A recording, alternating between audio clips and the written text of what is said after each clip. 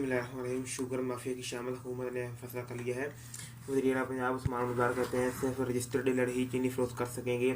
अशिया खुर्दनोश पर सट्टेबाजों करने वालों के खिलाफ कार्रवाई की जाएगी। वज़ीर आज़म के मुआविन ख़ुसूसी शहजाद अकबर कहते हैं चीनी स्कैंडल में मुलव्वस 10 बड़े लोगों में जहांगीर तरीन और हमजा शहबाज भी शामिल हैं।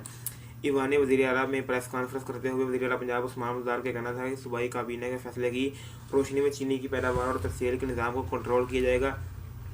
सिर्फ रजिस्टर्ड डीलर ही चीनी फरोख्त कर सकेंगे। डीलर को सिर्फ हुकूमत की मुकर्रर करदा हद तक चीनी स्टोर करने का अख्तियार हासिल होगा। वज़ीर आला पंजाब का कहना था कि बल्दियाती इदारों की बहाली के हवाले से अभी सुप्रीम कोर्ट का तफसीली फैसला मौसूल नहीं हुआ।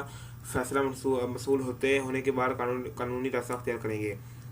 वज़ीर-ए-आज़म के मामले ख़ुसूसी बराए एहतसाब शहजाद अकबर का कहना था कि ब्राड शील्ड पर तहकीकात मुकम्मल हो चुकी है। काबीना के आइंदा इजलास में रिपोर्ट पेश की जाएगी और जिन्होंने जाली अदायगियाँ की हैं उनकी निशानदेही भी होगी।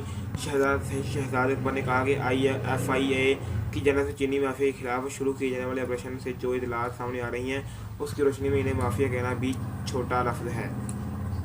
उन्होंने कहा कि चीनी स्कैंडल में मुलव्वस 10 बड़ी शख्सियत के खिलाफ मुकदमा दर्ज किए जा चुके हैं। शहजाद अकबर का कहना था कि मरियम नवाज में मनी लॉन्ड्रिंग का जवाब देने आ रही हैं।